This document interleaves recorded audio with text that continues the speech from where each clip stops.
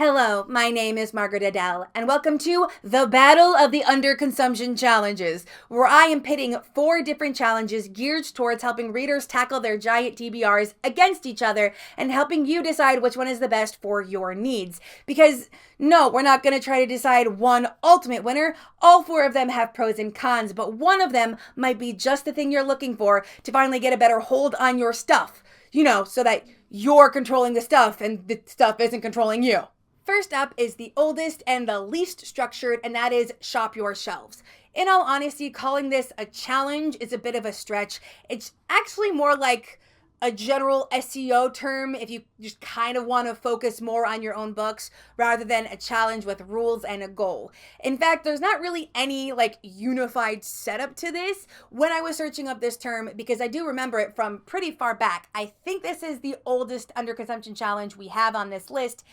It could be anything from a bingo board or a spinner wheel or just a booktuber randomly pulling books off their shelves. There's not really any kind of set guidelines for it. And there's also not really a lot of emphasis on an overarching goal that you're trying to reach. There's also nothing about a book buying ban. Now, for certain people, this lack of structure might be right up your alley. Maybe you are a chaos gremlin and any kind of structure is a prison to your brain and you need the wild out there nature, but also maybe having a term you can search up for general ideas. I did find a couple blog posts with bingo boards that will be linked down below if you're interested in checking those out. But for the most part, this is a kind of, hey, remember to read the books you already own. But if you are someone that maybe has some issues with shopping mindfully or you need structure, this one probably wouldn't be the best for you. I also can't find very much in the way of cohesive community around this one. If you do know of one, please let me know. But for the most part, this seems to be disparate people just taking on the ideology of I should read what I already own. And as we'll talk more, there are other ones that have a much more concrete sense of we are coming together to do this thing that might benefit you if you're a more community-minded person. Next up, we have a 0 TBR or a TBR 0. In all honesty, I'm never sure exactly which order the words are supposed to go in. I've said it differently every time, and I have made so many videos on this concept. But generally speaking, a 0 TBR is the idea that you cannot get a new book until you have read X amount of the books you already own. Now, for most people, this tends to be 2 or 3, but on another video, I had a comment where someone was saying they were doing 10 books before they got a new one. I actually suggested a different challenge that we'll talk about later to them because I thought that was more their vibe. But this is the one that I am the most partial to because this is what I did to tackle my overconsumption in reading in August of 2024. I did, for a glorious 2 hours, have a 0 TBR where I had read every single book I've owned, and I've made so many videos on it. I'm so proud of it. It took me literal years, okay? I'm probably still going to be making videos on it if I can find other ways to talk about it other than what I've already talked about. But this one has a bit more structure than Shop Your Shelves, but not a very large amount. This can be as simple as I must read 2 books before getting one new one, or as complex as I have an entire board that must have all of the boxes checked before I can get a new book. It can be pretty much easily customizable. I don't know if this one has a single creator. I've never really seen any of it. And even the term 0 TBR or TBR 0 isn't necessarily the overarching SEO term for it anymore because a lot of booktubers have started taking on their own mini challenges in this vein, but not called this. However, the name 0 TBR is a little bit of a misnomer. In fact, a lot of people that participate in this one don't actually intend to get their TBR to literal 0. In fact, when I first started my 0 TBR challenge, I had only intended on getting to 50. It wasn't until that I got to 50, stopped the challenge, and all of my good habits kept dropping the TBR down that I thought maybe I can actually do this. And I did. So this is for the people who want just like a little bit more structure than a Shop Your Shelves, having an actual rule set, an actual goal, but it's not a very intense goal. Again, you can get a new book after every 2 books you read, or, maybe you can get 2 books after every 3 books you read. You work the ratio out on your own. This one can be as simplistic or as complex as you want to make it. But again, like Shop Your Shelves, there is not such a strict sense of we are all in this together, other than this challenge has become a pretty widespread trend across BookTube. But even then, the trending kind of challenge isn't necessarily, again, about a book buying ban or really tackling your consumption, but rather just getting the TBR from the very, very tall heights it was at to slightly lower heights. But, that still counts as under consumption. The last 2 challenges we'll talk about are much newer compared to the other 2, and these both have known single creators that came up with them.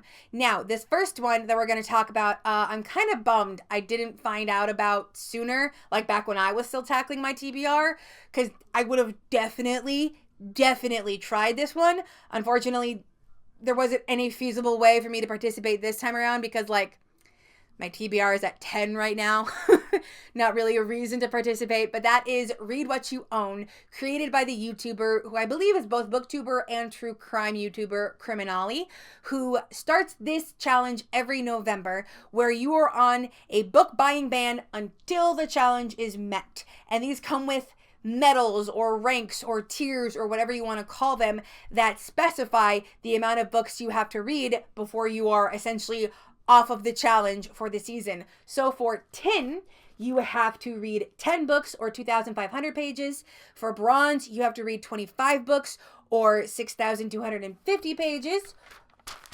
For silver, you have to read 50 books or 12,500 pages. For gold, you have to read 75 books or 18,750 pages. And the platinum, the one that the creator himself always takes on, you have to read 100 books or 25,000 pages. Now, I do like that they include pages. I feel like that incentivizes the people who maybe read very chunky books, because one of my biggest issues when I was doing a 0 TBR is I always gravitated towards the shorter books because that was going to open up my new book slots a lot faster. So I think doing the pages is just so much easier, but also this one has a lot more sense of community around it, because not only is there a single creator, but also he has kind of other challenge leaders that will engage with you, will check in with you, will be commenting on your videos and stuff. So this one has a much greater sense of we are all in this together, because the challenge essentially starts at the same time. Now, you don't have to start it exactly on the date in November.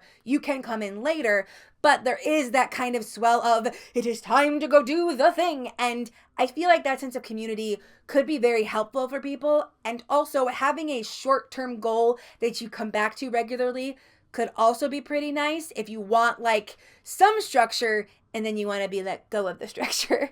Because when I was doing my 0 TBR, I did need breaks. I took a whole month off for my birthday month and for Christmas just to not have to worry about it for those months.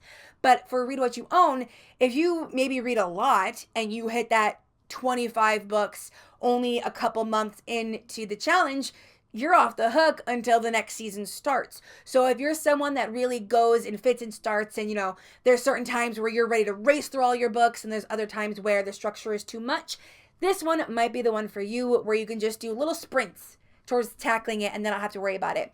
The downside is, of course, is that if you do tackle it and get it solved really quickly for that season, you might still not see a lot of progress in your general TBR unless you are also dealing with your regular book buying through the rest of the year, because, a book buying ban for 10 books doesn't really do a lot if you're buying, 50 books once you're off the challenge. But if you do want a sense of community, a greater sense of we are all starting the thing and doing the thing together, this one would probably be your best bet. And I will have the announcement video for the latest season down in the description below. This last challenge is the newest one, and it is one that I am actually intending on trying myself come the new year, because it's not actually based on the number of books you read, but rather the time you've spent reading, and that is 75 booked. This is primarily a book talk challenge created by Emily Page Books. Yes, Yes, gotta check my notes. And she seems to be primarily a book talker, but she is here on BookTube and has made a BookTube video about it. Yes, it will be linked down below. And this is based on a pretty intense viral fitness challenge called 75 Hard. I did look at the rules for that one, and I was like, I'll stay overweight, thank you. Regardless, this one is much easier, much less intense. But again, it's not based on the number of books you read, but the time you spend reading. So the idea is for 75 days straight, no skipping, which daunts me a little bit. It's why I'm waiting till the new year, get past the holidays.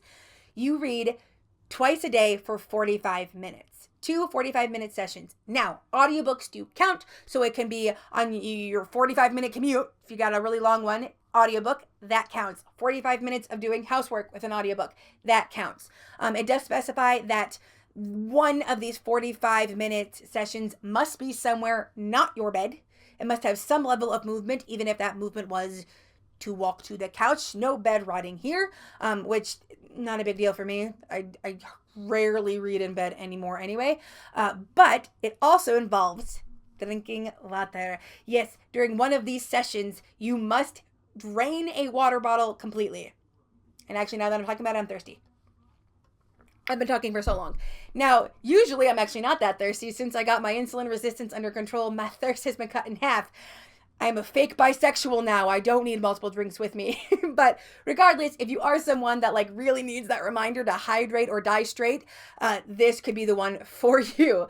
It also does come with, yes, a book buying ban for the 75 days. However, again, if you are a slower reader and the 10 books of Read What You Own would take you like 6 months, then this 75 days would probably be a lot better for you, get you back off the ban sooner. Although, again, once you're off the ban, your habits might erase all the progress you made with it.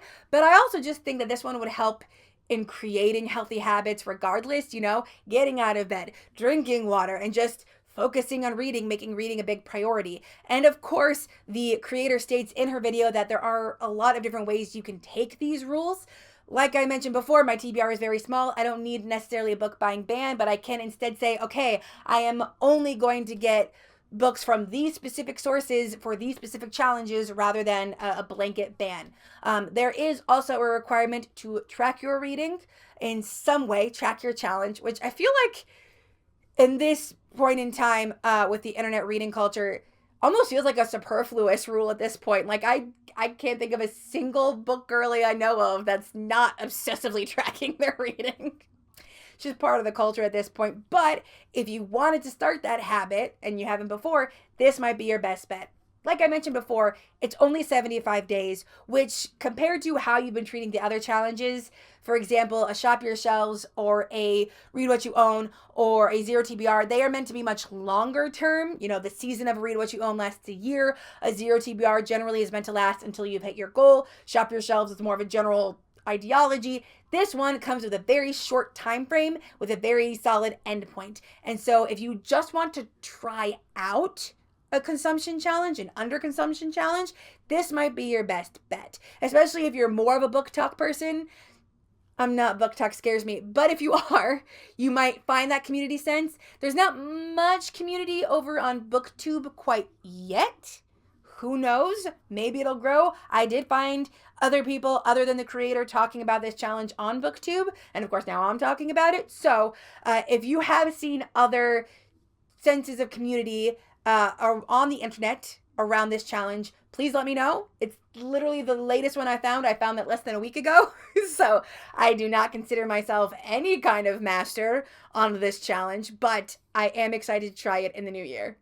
That is it. Our 4 underconsumption challenges for the Bookworm set.